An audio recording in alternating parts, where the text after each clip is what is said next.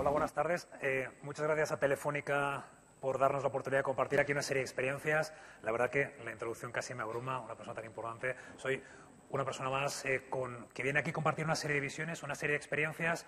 El tema de la integración no es una ciencia, con lo cual cuando oigáis planteamientos muy dirigidos, muy axiomáticos, ponerlos en duda. Esto no es más que un cúmulo de experiencias que lleva a una empresa a tener presencia fuera. Yo aquí voy a compartir unas experiencias personales, unas profesionales, a nivel de la empresa para la que trabajamos, a los clientes a los que damos servicios, con los entornos con los que trabajamos de forma habitual. Las experiencias que vamos a plantear aquí, o tal y como lo voy a abordar, van desde una perspectiva en la que voy a hacer bastante hincapié en tener en cuenta cuál es el entorno general, entorno actual del mundo, cómo evoluciona, y siendo conscientes de esa evolución y el momento actual en el que nos encontramos, ver cómo podemos plantear el crecer en otros mercados. Son unas reflexiones que van a ir de lo más genérico a lo más concreto. Voy a intentar hacerlo en 3/4 de hora y luego compartimos discusión, debates, impresiones en 10 minutos. ¿De acuerdo? Entonces, creo que siempre es bueno reflexionar por qué queremos salir fuera. Sí es cierto que venimos de una situación en Europa, en España en particular, en las que hemos vivido muy bien, en la que vender no era difícil, vender era relativamente fácil, incluso algunas empresas no vendían, venían a comprarles, y la mayoría de empresas, independientemente del sector, tenían unos costes comerciales que podían estar entre el 5 y el 15%. Actualmente, ¿qué os voy a contar? Ahora, este escenario ha cambiado. El otro día estaba comiendo con una empresa que se dedica a temas de ingeniería civil y realmente el panorama que abordan es totalmente diferente al que han vivido siempre, porque realmente aquí han tenido un mercado en eclosión durante mucho tiempo y ahora tendrán que replantearse. Esa situación es muy habitual en muchos sectores. Realmente la reacción que uno tiene ganas es decir, esto está empantanado, salgo de aquí de la forma que sea. Me parece una actitud muy positiva la de querer crecer fuera, pero sí es bueno hacer, como decía, una serie de reflexiones de no salir de cualquier manera, sino hacerlo de una forma bien programada, bien prevista. El mundo está lleno de clichés y estereotipos. De forma habitual nos hemos movido en el mundo con una serie de prejuicios, no nosotros, sino todo el mundo, en la que tendríamos a catalogar otros países, otros orígenes, con una idea bastante predeterminada. Este dibujo de aquí, o esta slide, refleja, ahora está bastante de moda en Estados Unidos y refleja cómo es eso en el mundo. Puede parecer jocoso que se refieran a Estados Unidos como el país de la libertad, de Jesús, Europa un sitio de un parque temático del arte, en Rusia como el sitio donde comprar novias por correo, lo que es el sudeste asiático, pues un sitio lleno de terror, lo que es el Asia Oriental o Asia más cercana a un sitio donde se producen guerras por el petróleo, África más guerras. Este diagrama que es jocoso, si lo hiciéramos en España sería más hiriente porque nuestra forma de ser es un poquito más, menos polite. Pero sí que es verdad que deberíamos reflexionar cómo nos han visto tradicionalmente en el mundo y cómo nosotros vemos tradicionalmente al mundo. Intentar vender fuera en Alemania tecnología española es difícil. Intentar vender servicios financieros en Inglaterra es complicado. Pero cuando analizas los mercados y ellos te analizan a ti, ves que realmente las diferencias no son tales. En muchos casos tenemos una predisposición a juzgar gente de otro origen que tenemos que luchar contra esas barreras. Cuando vamos fuera, porque en ocasiones nos infravaloramos, y cuando vamos fuera, porque en ocasiones nos sobrevaloramos. El otro día, comentando con un amigo que trabaja para una siderurgia, tienen varias plantas en el mundo, aquí en España, en Barcelona, en Cantabria, lo que es en Polonia, en Inglaterra. Me comentaba que habían llevado un barco pues con toneladas inmensas de hierro para construcción, y después de gastarse cantidades ingentes, cuando cambias de sector a veces te sorprenden las cifras de dinero que mueven.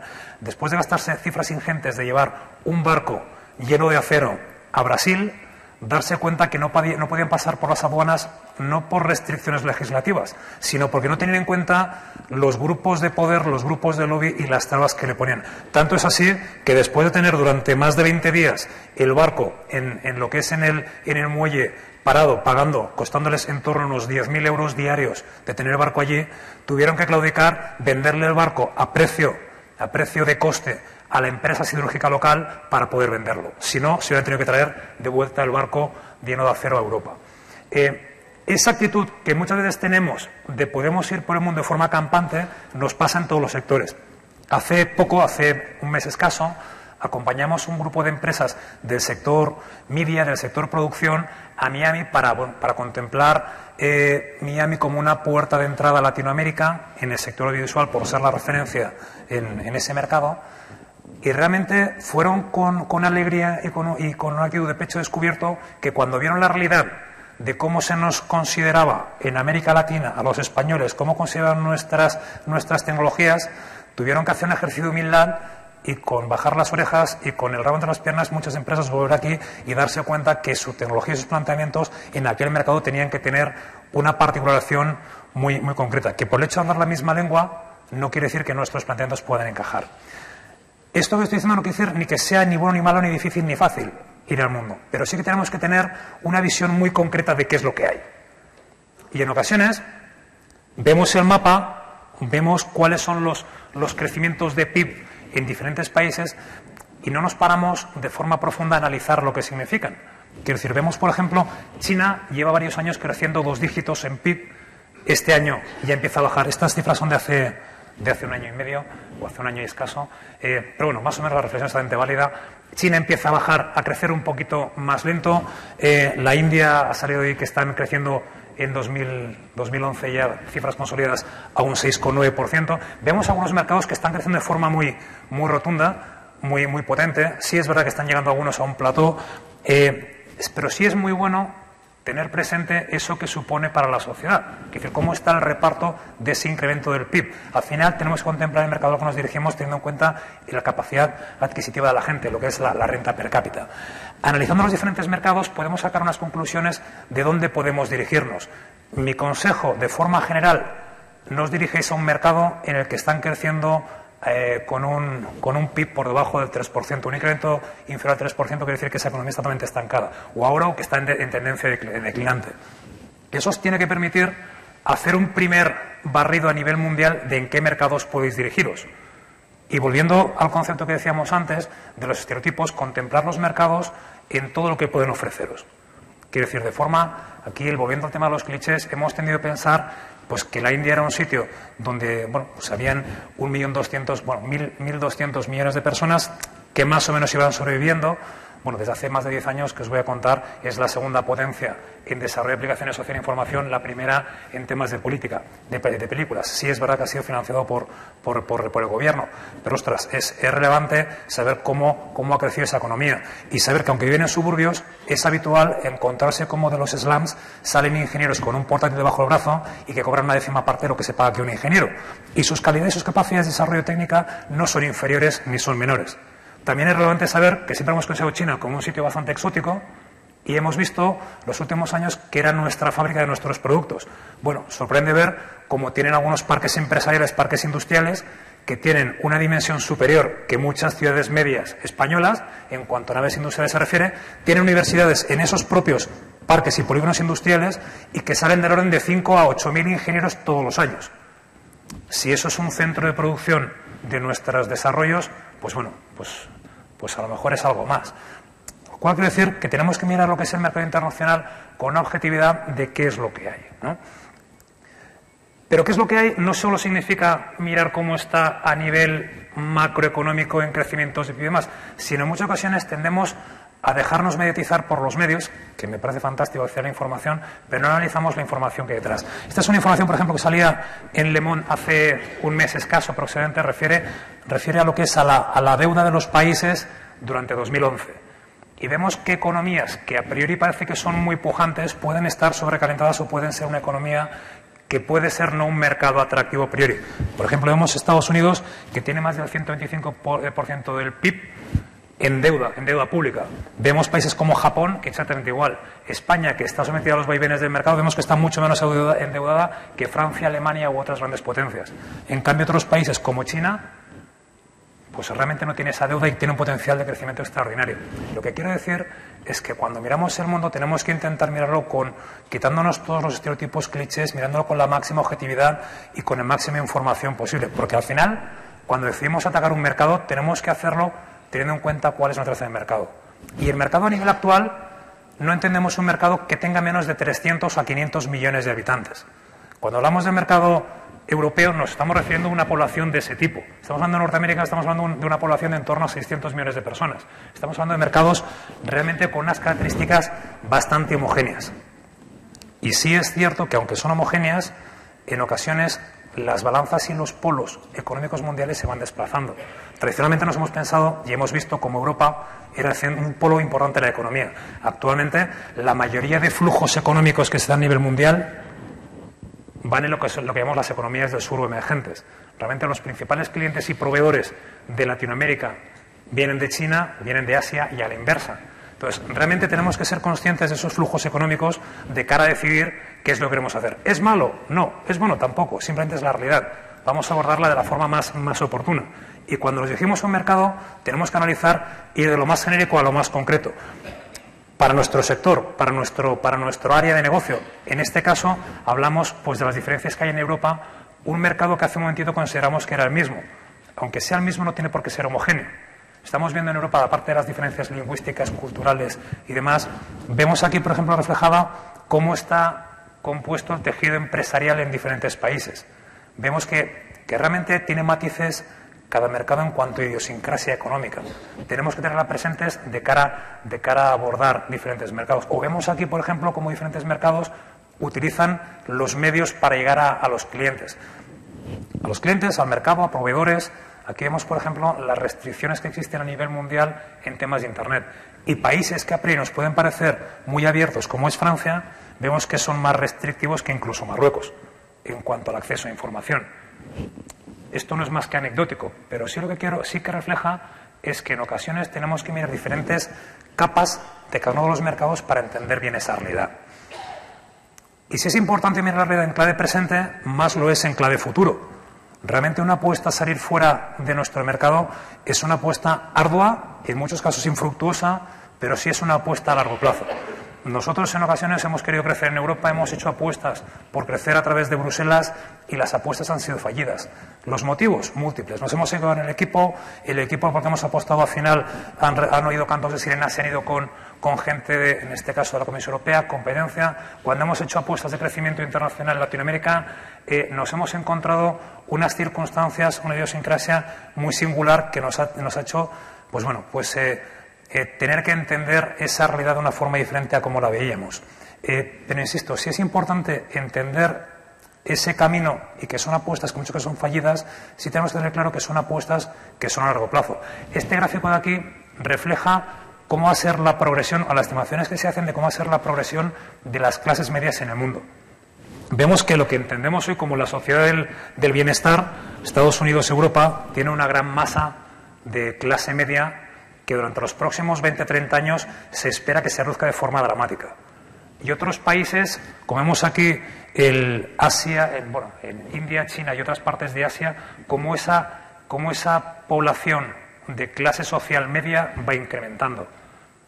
Cuando nos dirigimos a diferentes países, tenemos que tener muy claro cómo evoluciona la sociedad, cómo evolucionan los mercados, porque si no tenemos previsto, es muy fácil que toda la apuesta que hayamos hecho sea totalmente infructuosa. Y quien dice el cómo evolucionan los países, tenemos que tener muy claro también cómo funciona la forma de relacionarse en esos países. Al fin y al cabo, estamos viendo de forma sistemática cómo gente viaja, se conecta, consume, vende en diferentes entornos a través de diferentes medios. En este caso, esto es un mapa, refleja una serie de contactos a través de LinkedIn, en la que sí refleja cómo geográficamente hay muchos contactos que no tienen que estar restringidos por origen geográfico. Y esto refleja realmente, no refleja otra cosa más que los cambios que hay en la sociedad. Una sociedad que, aunque tiene sus particularidades, es mucho más homogénea de lo que a priori podemos pensar a nivel mundial. Por supuesto, existen particularidades locales, tendencias locales, pero sí es cierto que hay una tendencia muy establecida, muy estandarizada a nivel mundial, en la que todos, como clientes y usuarios, nos hemos vuelto muchísimo más exigentes por el acceso a la información que tenemos de forma continua, el acceso a la tecnología, y hace que en nuestro concepto de lo que es recibir servicios y productos sea extremadamente demandante. Y queremos que todo tipo de soluciones que nos brinden justo en el momento que las necesitamos, en ese momento y no antes ni después. Nos bombardean con información, nos bombardean con anuncios, nos bombardean con propuestas que nos aborrecen, que nos estorban, pero sí queremos una solución justo en el momento que la queremos. Ese tipo de exigencias son totalmente transversales a nivel mundial y realmente tenemos que tenerlas presentes cuando queremos abordar diferentes países, ¿no? Y si es importante ver cómo evoluciona la sociedad, más lo es tener en cuenta la tecnología. Al final la tecnología supone un cambio de hábito de los clientes, del mercado, de proveedores, y esto realmente es una oportunidad. Quiero decir, en sectores tan encorsetados o tan cerrados como puede ser el sector financiero, vamos viendo cómo surgen cada vez nuevos players que están cambiando las normas del juego. En el sector de telecomunicaciones, aunque esté en casa telefónica, hablar de players como WhatsApp puede ser nombrar la bicha. Realmente las tecnologías pueden suponer nuevas oportunidades de hacer negocios de una forma alternativa, que pueden ser nuevas oportunidades. Y nuevas oportunidades porque nos ayudan a redefinir la cadena de valor. La cadena de valor, que en un sector puede ser muy estructurada, el hecho que surjan nuevos players, nuevos agentes, nos permiten abordar el mercado internacional de una forma diferente. Y me explico. Utilizar Internet para hacer estudios de mercado, para analizar cómo están siendo las tendencias, para saber dónde pueden haber oportunidades de desarrollo de negocio, es un tipo de actividad que hoy en día es muy fácil y muy barato, comparado con hace 15, 20 años. Pensar en proveedores que están fabricando en otros países donde el coste de la mano de obra es mucho más barato es muy sencillo teniendo en cuenta la tecnología actual. Porque incluso teniendo la tecnología actual hay empresas que empiezan a surgir ofreciendo servicios de broker de fabricantes. Os podría decir algún nombre de algunos fabricantes, de algunos proveedores que lo que actúan principalmente son de brokers de servicios de manufactura. Vosotros decís que queréis que os fabriquen y os miran en todo el mundo empresas con esas capacidades que os pueden prestar los productos con vuestras especificaciones en el menor tiempo y en el menor coste. Eso es una oportunidad extraordinaria de cara a crecer internacionalmente. Y a la inversa, os encontraréis algunos brokers y algunos agentes que pueden poner vuestro producto en su mercado simplemente estableciendo con vosotros un contacto telemático, un contacto online. Lo que quiero decir es que esta progresión de la tecnología que vemos ahora y podemos prever realmente quita muchas barreras que a fecha de hoy existen. Esta mañana se comentaba cómo utilizar YouTube para vender trajes o para promocionar una empresa a priori tradicional en diferentes mercados. Fantástico. ¿Por qué no aprovechar ese tipo de tecnología, ¿no? Y si es importante tener acceso a la tecnología y tener en cuenta cómo evolucionan los mercados, es tan importante o más ver cómo evolucionan los mercados que a nosotros nos interesan. Y al decir cómo evolucionan los mercados, me refiero en términos de evolución económica de un país para saber cuál es su capacidad de compra, tener en cuenta cuál es su capacidad o cómo el potencial que hay en esos mercados, pero sobre todo lo que es muy importante es identificar aquellos puntos que son marcadores de tendencia a nivel mundial. Si es en tema textil, tener obviamente en el radar a Milán; si es en tema de tecnología social e información, tener en cuenta qué está pasando en el Silicon Valley, en Bangalore, en Tel Aviv o en Shanghai; si es en temas de biotecnología o medicina, tener en cuenta el eje de Boston, Nueva York o la parte de Europa Central. Es extremadamente relevante tener esos puntos bien identificados, porque si queremos hacer algo en el mercado internacional, las amenazas van a venir no solo ese mercado, sino diferentes mercados. Con lo cual, pensar en el mercado internacional, pensar en los mercados que os dirigís, pero siempre tener en cuenta cuáles son los puntos de marcadores de tendencias. Y esos tenerlos bien mapeados. Mapeados y de forma sistemática, de forma más profunda o de forma más intensa o menos intensa en cuanto a dedicación de recursos, sí os recomiendo que tengáis una acción de vigía totalmente permanente. Acción vigía que puede ser, obviamente, desde lectura de prensa, identificación a través de Internet de nuevas tendencias. Si identificáis algunos puntos que son críticos, si podéis hacerlo de forma propia o de forma consorciada, tener a gente que, si no está de forma permanente, pueda estar de forma puntual, que sean capaces de captar la tendencia en el propio sitio. Si esto lo hacéis, seréis capaces de ver cuáles son las tendencias que os permitan modernizar vuestros productos y servicios de cara a abordar el mercado de una forma mucho más efectiva. Bueno, luego comentaré algunas infraestructuras de soporte en las que podéis ayudar a apoyaros para hacerlo de una forma más sencilla. Hasta aquí quería hacer una reflexión sobre que tenemos que mirar el mercado de una forma totalmente objetiva, de una forma profunda y realmente ser conscientes de dónde queremos entrar. Yendo un poquito a una perspectiva más operativa, hablando de lo que es un posible plan de crecimiento internacional, voy a repasar una serie de puntos que creo que son claves. Al fin y al cabo, tenemos que tener muy claro hacia dónde queremos dirigirnos, qué mercados tenemos impresión de que pueden ser interesantes, hacer análisis de esos mercados de forma preliminar, seleccionar los mercados específicos donde atacar, hacer un análisis más profundo y en base a eso mirar realmente dentro de nosotros si lo que tenemos y cómo hacemos las cosas tiene sentido en esos mercados. A partir de hacer ese análisis y replantearnos hacer las cosas de una forma diferente, ya podemos hacer un plan mucho más ejecutivo, mucho más centrado de crecimiento en esos mercados que son objetivos. Luego, por supuesto, esto de aquí tiene que ir acompañado de una planificación financiera y de capital para poder hacerlo de una forma racional, ¿no? Análisis de mercados. Hemos visto una serie de conceptos a nivel genérico de la importancia de ser objetivos a la hora de analizar diferentes entornos. Cuando nos dirigimos a un mercado y lo ponemos en nuestro foco, en nuestro radar, tenemos que ser muy conscientes del análisis, de analizar ese entorno a nivel político, estabilidad económica, social, tecnológica. Hace unos meses, hablando con una empresa del sector de energía, pues se te dan los pelos recordando la apuesta que habían hecho por poner poner unos equipos bastante importantes de gente en Libia.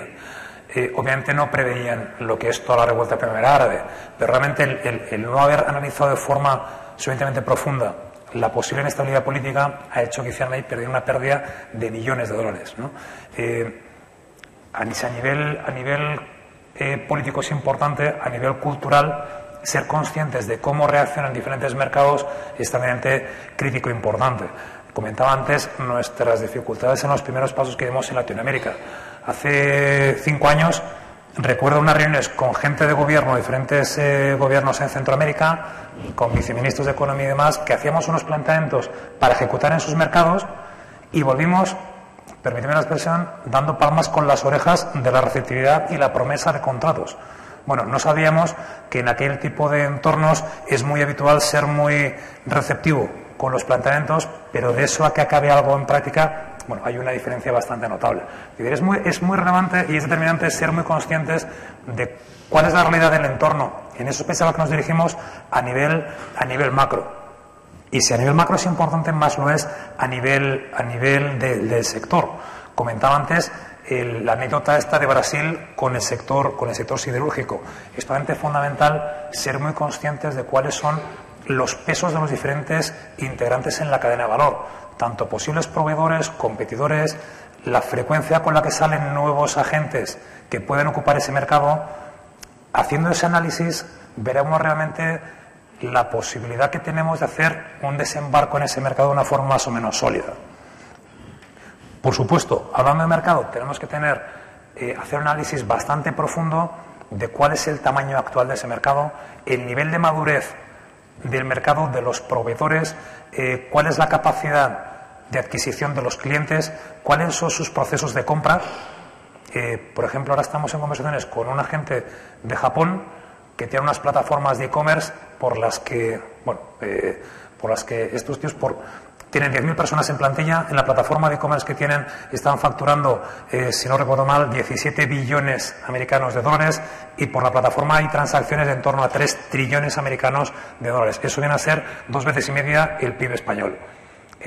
De cara a hacer negocios con esta gente, tienes que tener muy claro cuál es su percepción y su predisposición a establecer relaciones personales antes de relaciones de negocio. Espero que no nos equivoquemos demasiado, pero realmente si no conseguimos que estos tíos nos inviten a cenar a su casa, sabemos que seremos incapaces de firmar ningún acuerdo con ellos. Es totalmente relevante el entender cuál es la forma de hacer negocios de cada país, cuáles son los pesos específicos de cada uno de los agentes en la cadena de valor en esos mercados. Los productos. Obviamente tenemos que analizar la competencia, qué características de productos tienen, cómo satisfacen las necesidades locales, aunque antes hemos visto que cada vez las necesidades de la sociedad son más uniformes. sí en cada país tienen sus propios sesgos y sus propios matices. Tendremos que analizar cómo los productos que hoy por hoy están satisfaciendo esas necesidades lo están abordando. Y en base a eso seremos capaces de calibrar si nuestros productos o servicios lo hacen de una forma bien dirigida. Sin duda, la competencia, analizar cómo lo está haciendo, ya no desde el punto de vista de producto, sino qué canales utiliza, cómo se establece en relación con los clientes locales, qué tipo de discurso utiliza, cómo hacen los canales de venta, qué tipo de servicio postventa dan, y mirando cómo lo hacen ellos veremos si nosotros en ese mercado podemos ofrecer algo de forma diferencial. Sin duda, un aspecto fundamental, en qué palancas podemos apoyarnos y qué lastres podemos tener. Es decir, en algunos mercados la marca país España es un valor muy relevante y en otros, mal que nos pese, es una losa. Hace un tiempo, comentando con un amigo que trabajaba en una entidad que se encarga, hace misiones empresariales, lleva todos los temas de empresas españolas de construcción en la zona de Oriente Medio. Me decía que fueron pues con una empresa, pues, entre otras empresas, una era una empresa que hacía grifos, y los clientes que eran grandes constructores de allí, cuando vieron los grifos, dijeron, ostras, qué interesante, esto que es tecnología alemana. Y dije, no, somos españoles. Y dice, vamos, ¿y cuánto cuesta?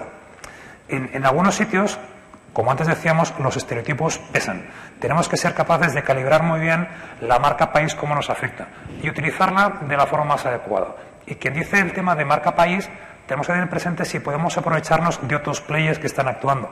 Quiero decir, hay grandes empresas, por ejemplo Telefónica, que tiene una presencia internacional extraordinariamente potente. Intentar ir a rebufo de estas grandes multinacionales españolas para penetrar en esos mercados puede ser una forma relativamente sencilla de ganar referencias y ganar unas palancas para tener más posibilidades de éxito en esos mercados. Obviamente, lo que son las plataformas de aceleración o de aterrizaje en diferentes mercados que luego veremos también nos pueden ayudar y mucho. Yendo al análisis de mercado, hemos dicho la importancia de tener en cuenta eso. Voy a hacer una serie de reflexiones de cómo hacer ese análisis de mercado. Sí es importante hacer un análisis in situ de cuál es el potencial de ese mercado, pero antes podemos quitarnos mucho trabajo a un precio muy, muy asequible haciendo este tipo de reflexiones a través de Internet. De hecho, Internet, aquí podemos ver, a pesar de las restricciones que antes veíamos en ese mapa de granates y rojos, vemos que el volumen de usuarios que existen en diferentes países es descomunal. Aprovechémoslo, pongámoslo en valor.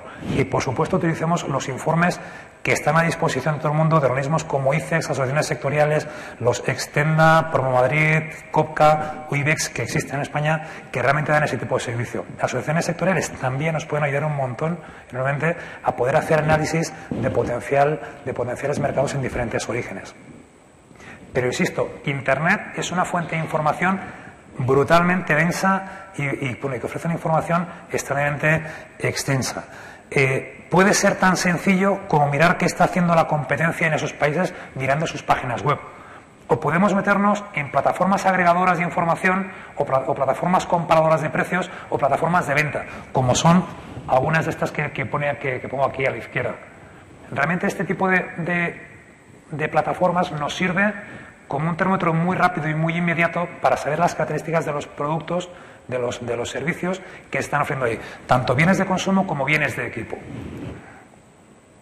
Y yendo más allá, al margen de hacer este análisis preliminar, podemos hacer estudios de mercado mucho más concretos y específicos, utilizando fuentes primarias y fuentes secundarias. Empecemos obviamente con las secundarias, que es mucho más sencillo y más económico, pero tenemos que hacerlo siguiendo un criterio. Yo aquí os propongo seguir un criterio que puede ser este de aquí. Primero, tener muy claro cuál es el objetivo de vuestro estudio de mercado. Analizar lo que es el mercado en cuanto a dimensión, analizar hábitos de compra, analizar características de producto, analizar competencia. Una vez tengáis claro cuál es el objetivo de vuestro estudio de mercado, tendréis que tener muy claro cómo vais a acceder o qué información vais a precisar para poder sacar esas conclusiones. A partir de esa información tendréis que utilizar las fuentes de información a la que acceder. A partir de captar la información, procesarla y sacar conclusiones. Esto, que parece muy sofisticado, insisto, a través de Internet, de una forma informal, podéis obtener unas decisiones preliminares de forma extremadamente rápida y muy económica. ¿Cómo?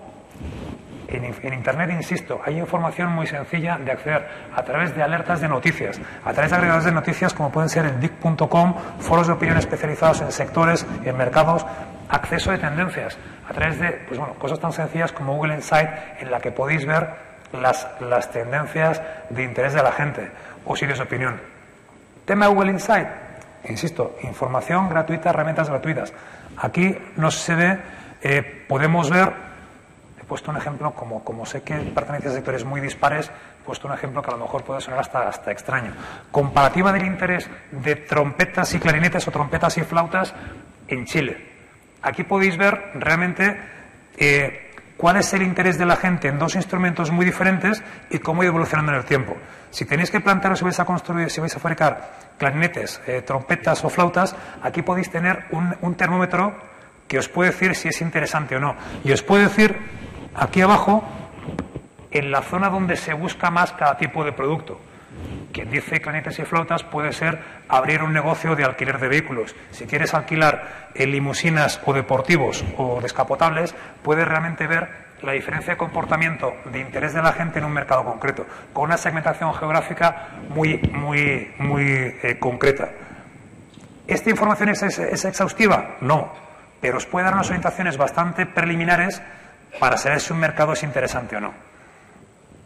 Obviamente está muy bien tener una información preliminar. Si queréis profundizar más, obviamente tenéis que hacer estudios de mercado mucho más dirigidos. ¿Cómo? Nuevamente, podéis contratar grandes empresas que hacen un estudio muy exhaustivo a nivel local o podéis utilizar herramientas como las que esta mañana se comentaban de redes sociales. ¿Por qué no sondear lo que son los foros temáticos, foros de opinión, lanzar concursos a cambio de obtener información? ¿Por qué no aprovechar haciendo campañas para captar interés a través de AdWords, Facebook o diferentes redes sociales? Podéis plantear a través de Internet una serie de encuestas, incentivar su respuesta y a partir de ahí extraer una serie de conclusiones. Esto de aquí os va a permitir, insisto, sacar unas conclusiones preliminares de qué mercados dirigiros y, habiendo pasado esa etapa y habiendo definido los mercados objetivo, hacer análisis mucho más profundos. Nuevamente, cuando extraigáis la información de qué es lo que esa sociedad, ese mercado pide y exige, tenéis que hacer en casa el ejercicio interno, decir, bueno, ¿estoy preparado realmente para abordar ese mercado? Mi producto por características, precios, servicio postventa, manual de instrucciones, packaging, imagen, ¿realmente tiene sentido en ese mercado? Si no, dar una vuelta, reflexionar nuevamente sobre él. Tenéis que ir más allá y decir, bueno, mi capacidad productiva es suficiente para tener en cuenta mi expectativa de crecimiento en ese mercado. Si quiero crecer, tengo que crecer en capacidad productiva aquí en España o fuera, o de forma mixta. Siguiente punto, decir, bueno, si soy capaz veo que mi producto encaja en aquel posible mercado, veo que tengo una capacidad productiva suficientemente relevante, el equipo comercial que tengo para vender aquí en España o en Europa me puede servir para vender en China, en Chile o en Tombuctú. Pues bueno, probablemente ahí tengáis que hacer una reflexión y en base a esa reflexión tomar decisiones mucho más dirigidas y crecer de forma orgánica a través de partners o a través de agentes locales, ¿no? Un aspecto que es muy relevante y en muchas ocasiones olvidamos es decir, bueno, tenemos que dar un soporte de servicio postventa para el producto de máquinas, servicio o lo que es o bien de consumo que podemos ofrecer. Hacer la reflexión de cómo abordar ese servicio de postventa, de apoyo o instrucción, ¿no? Y en base a ese tipo de reflexiones, primero de mercado y luego interno, ya poder hacer ahí unas planificaciones, unas reflexiones mucho más profundas a nivel estratégico, a nivel corporativo. Decir, bueno, yo en ese mercado, ¿realmente qué tipo de actividad quiero tener? ¿Quiero tener simplemente una acción comercial, una actividad comercial, una antena para vender y difundir mis productos? ¿Quiero tener también un punto de producción? ¿O quiero utilizar también aquel conocimiento de ese mercado como un punto de desarrollo de conocimiento y de innovación para mi empresa? Esto que a priori puede parecer a mí lo que me interesa es vender fuera. Uno cuando intenta hacer cosas fuera se da cuenta de lo que enriquece el adaptar tu producto para aquel mercado para enriquecer tu producto también aquí. Que ahora se empieza a hablar mucho de la frugal innovation. Es la innovación que surge en mercados emergentes que intentan innovar en productos y servicios con planteamientos de muy bajo coste.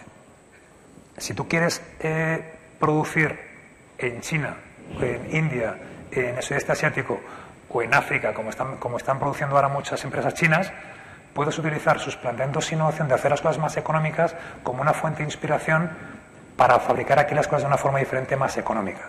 Insisto, aparte de la actividad, que tienes que tener muy claro el cómo operar en esos mercados, tienes que tener la siguiente reflexión, es decir, bueno, ¿y voy a hacerlo con estructura propia o voy a hacerlo a través de un partner local?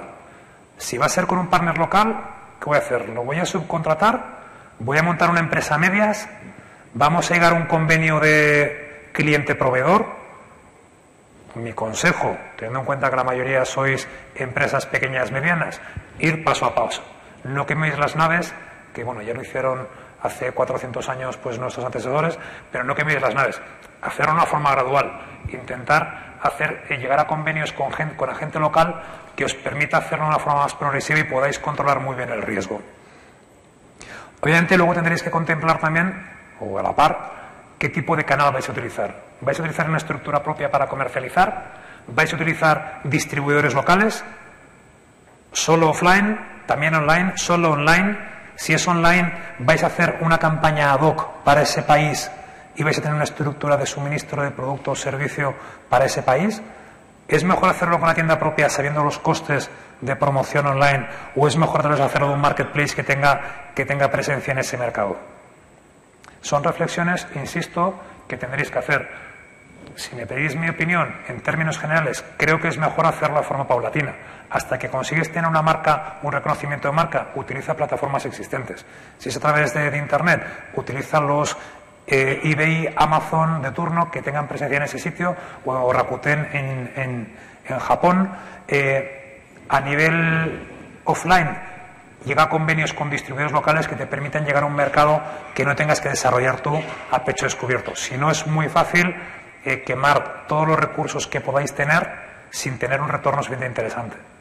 Y lo que va a ser fundamental es que planifiquéis en el tiempo cómo y cuándo vais a hacer cada una de las acciones. Y es muy importante para poder planificar vuestro crecimiento de una forma razonable y no muráis de éxito en el caso que tengáis mucha demanda o no consumáis todos los recursos por acciones que pueden haber sido mucho más discretas.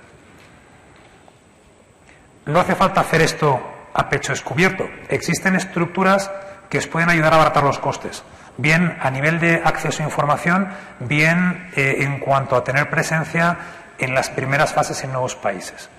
Por ejemplo, aquí ICEX tiene una red de centros, no son extraordinariamente grande el número, pero hay varios centros a nivel mundial donde podéis apoyaros como unos sitios de aterrizaje como primera instancia. Desde Fundación Banesto se pone a disposición un centro también en el Silicon Valley que puede ser de interés para algunas de vuestras empresas, donde se os ayuda a analizar el mercado de una forma mucho más exhaustiva, donde podéis hacer reflexiones a nivel estratégico, donde podéis tener un primer contacto con ese mercado. En el caso de Fundación Banesto, además, se está preveyendo una apertura en diferentes partes del mundo. Pero sí es importante planificar todo ese tipo de actividad a nivel organizativo y a nivel económico, más lo es tener presente cómo y cuándo uno va a tener que hacer inyecciones de capital. Y para eso lo que os recomiendo es que tengáis muy bien previstas y planificadas cada una de las actividades y tengáis muy bien previstas y planificadas las necesidades de capital en cada una de las fases. Y que penséis cómo lo vais a abordar. Si con recursos propios 100%, si vais a buscar algún inversor que os ayude en este crecimiento, si vais a hacerlo todo con financiación externa o de una forma alternativa, si llegáis a convenios con algunas empresas que puedan ser competidores vuestros y podéis hacer planteamientos conjuntos. Si os interesa alinearos con empresas con unos productos complementarios a los vuestros y penséis que esta forma de crecer puede ser una aventura conjunta. En cualquier caso, el planificar financieramente y el cómo vais a dotar de capital cada una de las fases va a ser determinante para que podáis hacer una forma mínimamente exitosa. He ido un poco rápido, pero quería propiciar intercambio de impresiones. He ido de lo más genérico, insisto, he hecho mucho hincapié en analizar lo que es la realidad del mundo y el cómo poder interpretarla para nuestro negocio y a partir de ahí planificar la reacción. os doy la palabra para, insisto, esto no es una ciencia, os puedo comentar experiencias personales y de empresas con las que hemos trabajado de forma conjunta y encantado de intercambiar impresiones con vosotros. Bueno, el tener más de 130 empresas aquí presentes yo creo que nos permite un poquito de debate y seguro que aprendemos algo a partir de vosotros. Por favor, ¿quién quiere tomar la palabra para hacer alguna pregunta o una reflexión? Alguien tiene que ser el primero siempre.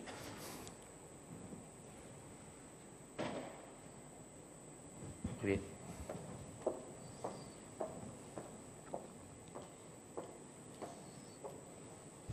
Sí, buenas tardes. Me llamo Michel Montina, yo soy presidente de la empresa Special Marketing en Logistics. Bueno, yo, por ejemplo, unos consejos me gustaría pedirle. Por ejemplo, una pequeña empresa, digamos, una microempresa, que quería, por ejemplo, abrir otro negocio, digamos, en África, que es en Nigeria, prácticamente. ¿Qué recomendarías, por ejemplo, a este empresario madrileño que quería, por ejemplo, bueno, tiene muchos recursos, digamos, tiene escasos recursos, que todo el mundo sabemos que en España es difícilmente conseguir financiación, pero ¿qué consejos vosotros qué tipo de recomendación, digamos, podría dar? ¿A qué se dedica esta empresa? Sí, yo por ejemplo, el proyecto que tengo es una pequeña planta agroindustrial que yo voy a montar. De cara a abordar algunos mercados que pueden ser emergentes, la casuística es diferente. ¿Qué quiere decir es diferente? Puedes apoyarte en instrumentos que están aquí en España, en Europa, para apoyar el desarrollo económico de terceros países africanos o en Sudamérica a partir de líneas como puedan ser vinculadas con temas de la ECID o agencias de cooperación internacional. Eso puede ser una forma de poder acceder a una serie de recursos de financiación para poder acometerlo. Yo lo que sí creo que sería interesante para ese tipo de caso concreto sería tener muy claro, decir, bueno, ¿cuál es mi cliente principal? Mi cliente principal, asumo que esta empresa lo que va a hacer va a poner una planta para explotar lo que son los recursos naturales. Por decir los recursos naturales me refiero al sector primario, principalmente pues puede ser fruta, cereal, puede ser carne, puede ser alimentos principalmente. Su cliente probablemente sean multinacionales, probablemente sean cadenas de distribución. Una forma bastante habitual en el abordar grandes proyectos de inversión suele ser de la mano de estos posibles clientes.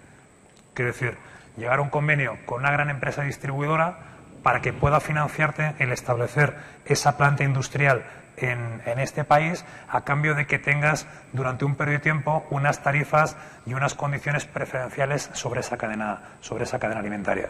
Esa puede ser una herramienta. Eso para obtener financiación. Una vez te estableces allí o antes de establecerse, por supuesto analizar cualquier tipo de barrera burocrática, cualquier tipo de barrera legislativa para poder, primero, realizar la inversión, segundo, contratar a gente y tercero, expatriar el producto. Entonces, teniendo claro esas barreras administrativas y jurídicas y teniendo claras cuáles son las fuentes de recursos con las que vas a hacer la inversión, ver si tienes problemas o no para hacerlo con equipos locales o tienes que llevarte equipos de Europa. Es bastante habitual en algunos países de África que no tengas mano de obra ni empresas cualificadas para según qué tipo de trabajo. Con lo cual tendrás que contemplar el cómo contratar empresas que quieran prestar servicios en ese país para poner la infraestructura. A partir de ahí, lo mismo en cuanto a la gestión de esa empresa. Es posible que encuentres profesionales locales que la puedan gestionar. Si no, tendrás que buscar gente de otros países que quieren ir como expatriados ahí. Una vez consigas eso, si tienes ya el cliente detectado que te ha apoyado la inversión en tu empresa, si tienes las barreras burocráticas administrativas en un principio resueltas, si tienes la capacidad productiva, más o menos es fácil que el proyecto tire adelante. No sé si he contestado a tu pregunta. Muchas gracias, sí. Gracias. ¿Alguna pregunta más, por favor?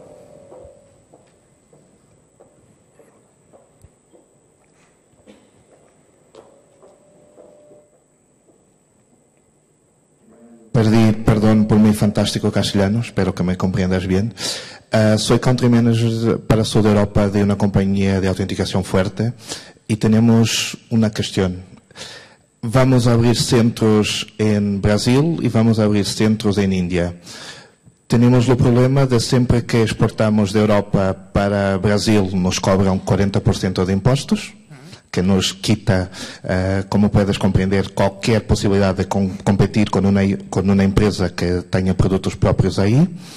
Y otro de los problemas que tenemos es cuando divides las equipas que trabajan en Brasil y trabajan en India, estamos a hablar en Brasil como mínimo menos 6 horas y con India 5, 6 además, y nosotros estamos en lo medio. Es muy complicado tener una reunión con todos, a menos que uno se despierte a las 3 de la mañana y otros a las 8 de la noche.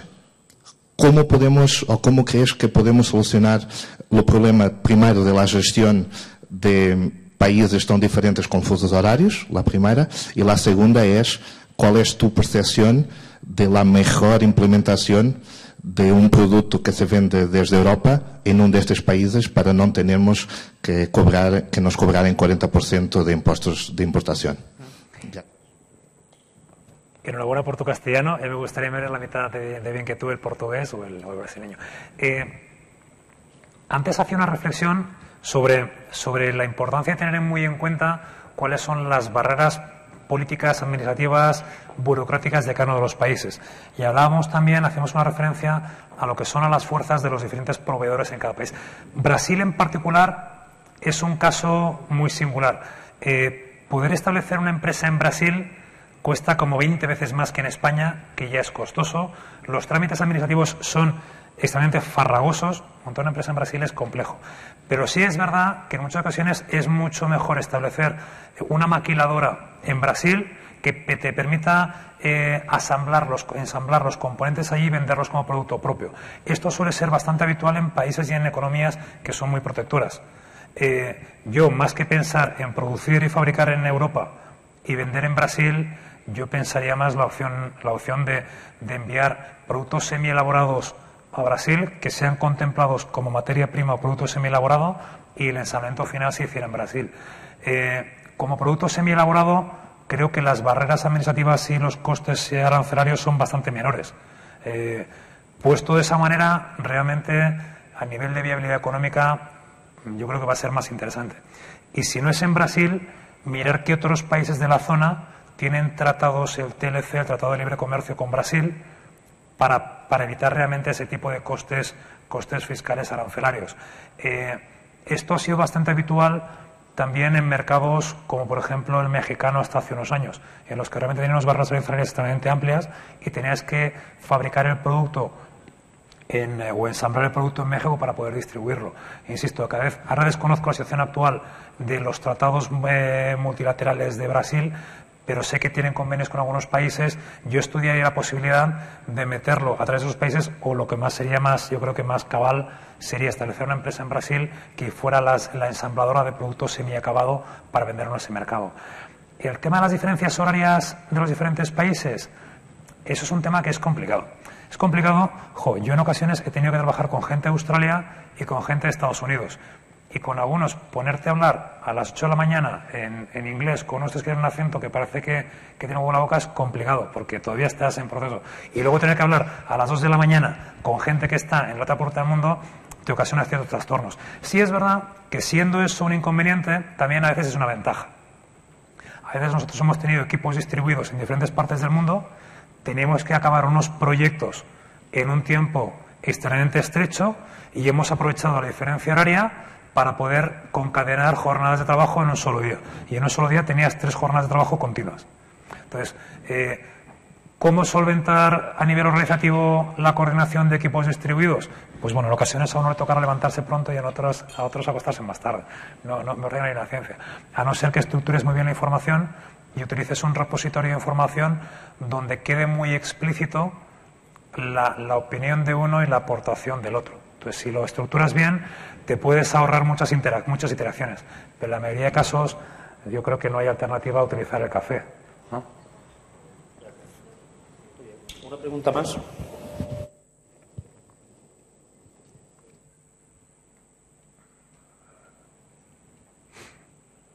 Hola, buenas tardes. Soy Pablo de la empresa AS Software. Nosotros, viniendo de esta idea que ha planteado el señor, por experiencia en nuestra gestión que llevamos como fabricante de aplicaciones industriales para empresas del sector alimentario o iluminación, nos hemos encontrado con esa problemática. Y aprovechando que estoy ahora en la casa de Telefónica y Comunicaciones,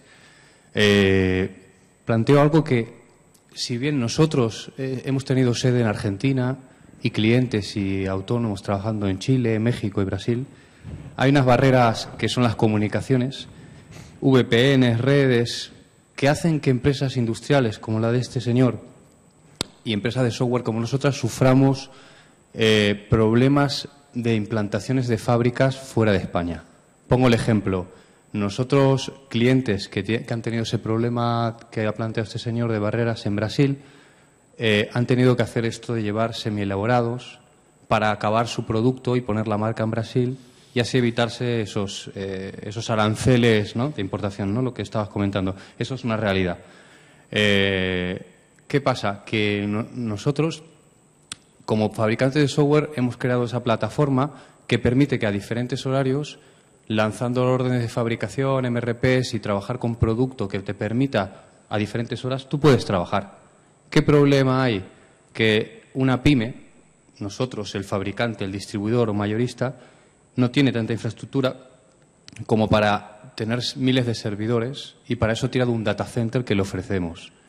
Cuando cae una línea como es Telefónica, nos hemos encontrado que el cliente tiene que llevarse toda su infraestructura informática allí y entonces empiezan a crecer los costes, ¿no? Una de las cosas que nosotros trabajamos con Telefónica y esto es mejorar esas líneas entre sites en China, que nos ha pasado, y Sudamérica, que es donde a nosotros nos ha pasado, ¿no? Y esto mejoraría esta problemática que dice aquí el señor en comunicaciones, porque realmente no tienes por qué. Yo trabajo con gente que está, a la hora que estamos nosotros ya despiertos trabajando, están durmiendo. Pero no por ello no funcionan bien, ¿no? Simplemente es que el Internet cada vez va mejor, pero aún así las fibras todavía hay sitios, hay poblaciones, no grandes ciudades, hay poblaciones que no llega bien. Y ese es el problema que se encuentra esa pyme que quiere crecer en el extranjero, ¿no? Sí, sin duda. El tema de la conectividad es un factor limitante. Sí es verdad que cada vez la dependencia de servidores es menor a partir de que puedes utilizar muchos servicios en la nube. Servicios de datos, servicios de procesos, servicios de almacenamiento de información o acceso a diferentes granjas de servidores que a nivel mundial tienes muchos proveedores. Algunos tan conocidos como Amazon u otros mucho más anónimos, pero a poco que rasques encuentras diferentes proveedores. Y sobre el tema que comentaba antes el caballero y ahora tú repetías, sobre el tema de ensamblaje, hace unos cuantos años trabajando para una empresa que hacíamos maquinaria industrial, era una problemática bastante habitual. Y al final lo que hacíamos era enviamos las máquinas desmontadas, hacíamos una carcasa en el país de origen con diseño que establecíamos propio, poníamos una pegatina con el logotipo de la empresa final allí y se acaba el problema. Que es que al final, lo que a priori puede ser un problema bien analizado y bien planteado, la solución no es tan tema. Pero comparto contigo 100% que el acceso a la información y los nuevos canales, nuevos, que no son nuevos, temas de anchos de banda suficiente permite una comunicación muy flexible para abordar casi en cualquier sitio cualquier problema, ¿no? Muy bien, pues muchas gracias a todos ustedes. Les quiero, antes de despedir a Fernando, la nota de logística es que si quieren pueden tomar un café de 5 minutitos en el mismo salón. Ya hay preparado un café para hacer una pequeña pausa y a las 5:05 empezamos el taller de redes sociales de cómo sobrevivir ante este problema por parte de Territorio Creativo. Fernando, muchas gracias.